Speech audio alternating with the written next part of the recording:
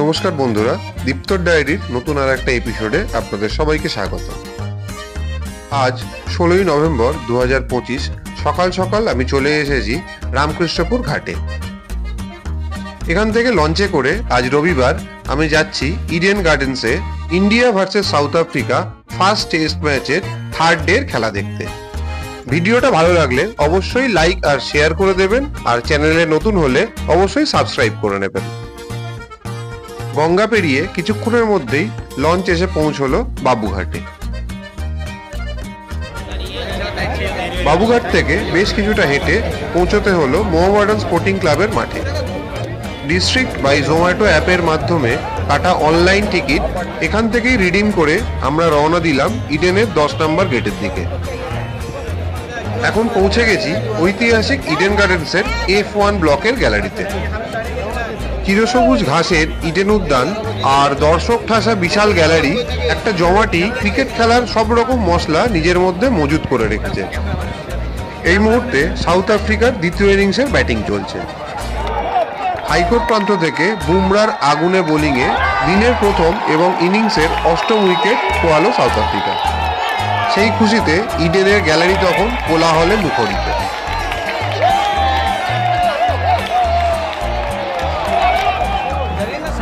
ভারতীয় বোলারদের বিরুদ্ধে টেম্বা বাভুমার নেতৃত্বে সাউথ আফ্রিকা তখন ব্যাট বলের লড়াই চালিয়ে যাচ্ছে।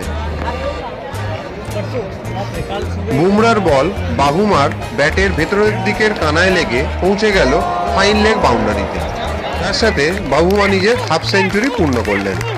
হাততালিতে মুখরিত ইডেনের গ্যালারি বাভুমাকে অভিনন্দন জানালো।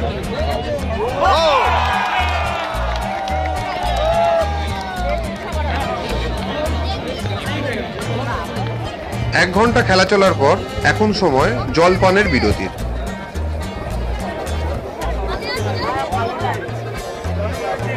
প্রায় 6 বছর পর ইডেনে আবার টেস্ট ম্যাচ ফিরেছে, তাই রবিবারের ইডেন প্রায় কানায় কানায় পূর্ণ। আজকের দর্শক সংখ্যা প্রায় 50,000।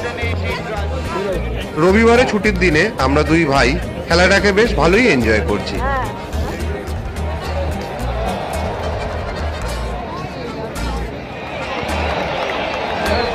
সিরাজের একটি বলে আম্পায়ার LBW ডিসিশন দেওয়ায় সাউথ আফ্রিকার ডিআরএস নেয়। থার্ড আম্পায়ার সব দিক বিবেচনা করে LBWর আবেদনটি নাকচ করে দেন।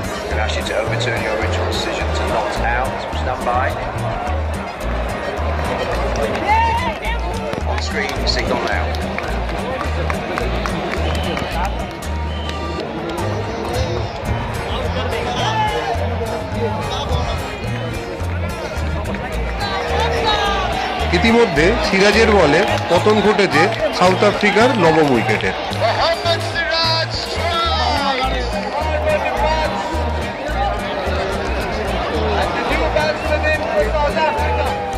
ভারতের জাতীয় পতাকা তখন সদর্পে উন্মিলিত।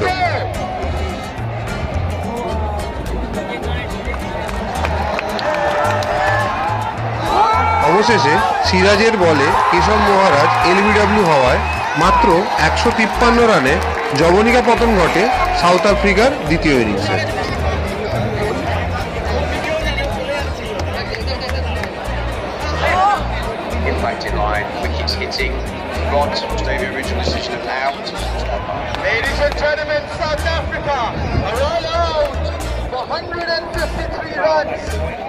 ইনিংসের বিরতিতে এখন দুটি দলই ড্রেসিং রুমে।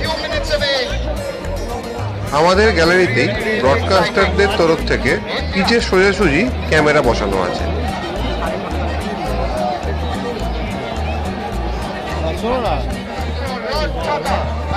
দশ মিনিটের ইনিংস বিরতির পর আম্পায়াররা মাঠে ঢুকলেন। তাদের পেছন পেছন ভারতীয় ওপেনারদেরও পিচে আসতে দেখা গেল। এই টেস্টটা জেতার জন্য ভারতের টার্গেট মাত্র 124 রান। ভারতের দ্বিতীয় ইনিংস শুরু করার জন্য সাউথ আফ্রিকার পক্ষে হাইকোর্ট এন্ড থেকে ওভার শুরু করেন মার্কো ইয়ানসেন। প্রথম ওভারেই যশস্বী জয়সওয়াল উইকেট কিপারের হাতে খোঁচা দিয়ে আউট হয়ে ফিরে গেলেন। তৃতীয় ওভারে KL রাহুলও উইকেট কিপারের হাতে খোঁচা দিয়েই ফিরে গেলেন। ভারতের স্কোর তখন 1 রানে 2 উইকেট। ঘাড়ে চোটের কারণে শুভমান গিল হাসপাতালে। তাই 3 নম্বরে নামা ওয়াশিংটন সুন্দর আর 4 নম্বরে নামা ধ্রুব জুরেল ধীরে সুস্থে ভারতের ইনিংসটাকে চালিয়ে নিয়ে যেতে চেষ্টা করলেন।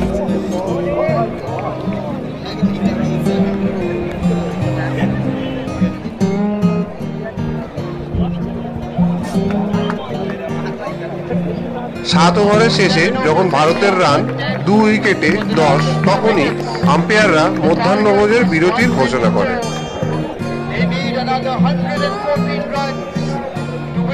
লাঞ্চ ব্রেকে আমরা মাঠ থেকে বেরিয়ে হাইকোর্টের পেছনে একটি জায়গায় চিকেন স্টু খেতে গেলাম। সারা সপ্তাহের কর্মব্যস্ততার পর রবিবারের নির্জন হাইকোর্ট চত্বর।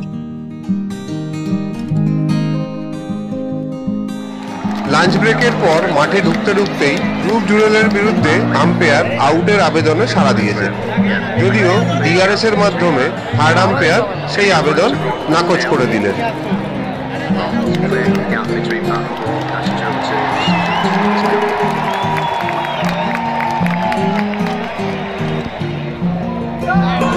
$50,000 দর্শক মাঠে কিন্তু ক্রমাগত ভারতীয় ব্যাটসম্যানদের উদ্বুদ্ধ করার চেষ্টায়।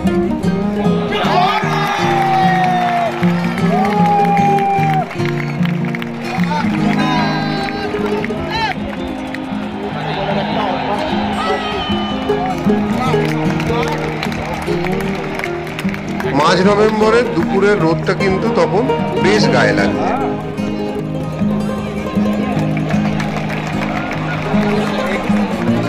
খুবই ইরেসপন্সিবল একটা শট খেলে ধ্রুব জুরেল আউট হয়ে গেলেন।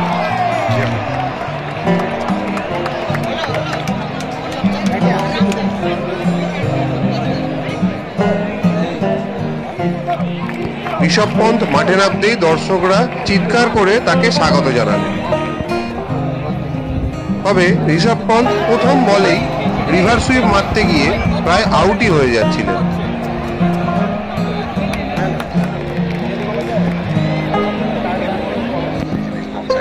এই যাত্রায় ডিআরএস তাকে বাঁচিয়ে দেয়।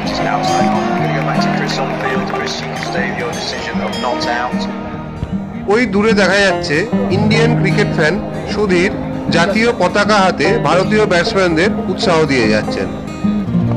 এবার বাজে শট খেলে ঋষভ পন্থ কট অ্যান্ড বোল্ড হয়ে আউট হয়ে গেলেন।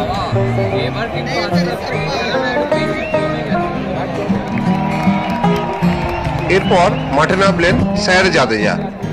ভারতের স্কোর এখন মাত্র 38 রানে 4 উইকেট। জাদেজা আর ওয়াশিংটন সুন্দর মিলে ধীরে সুস্থে একটা পার্টনারশিপ গড়ে তোলার চেষ্টা।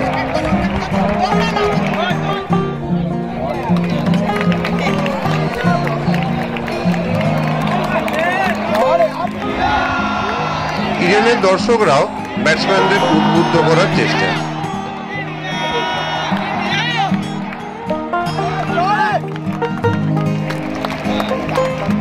সাউথ আফ্রিকার বোলাররা তখন আকাশের চিলের মতোই ভারতীয় উইকেট শিকারের চেষ্টায়।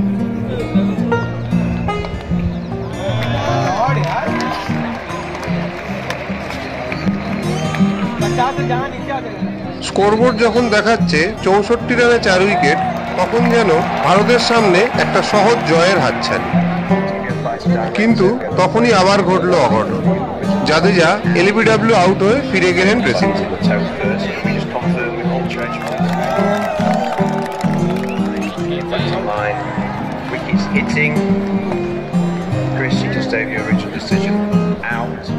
এর কিছুক্ষণ পর ওয়াশিংটন সুন্দরও স্লিপে ক্যাচ দিয়ে ফিরে গেলেন। কুলদীপ যাদব যখন এলবিডব্লিউ হলেন, তখন ভারতের স্কোর 77 রানে 7 উইকেট।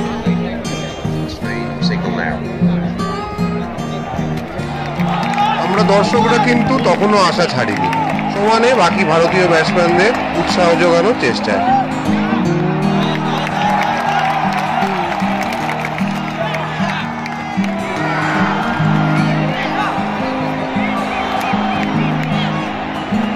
অক্ষর প্যাটেল একটা শেষ চেষ্টা করলেন কেশব মহারাজের 1 ওভারের প্রথম 4টি বলে 16 রান নিয়ে, যার মধ্যে একটা বাউন্ডারি আর 2টো বিশাল ছক্কা।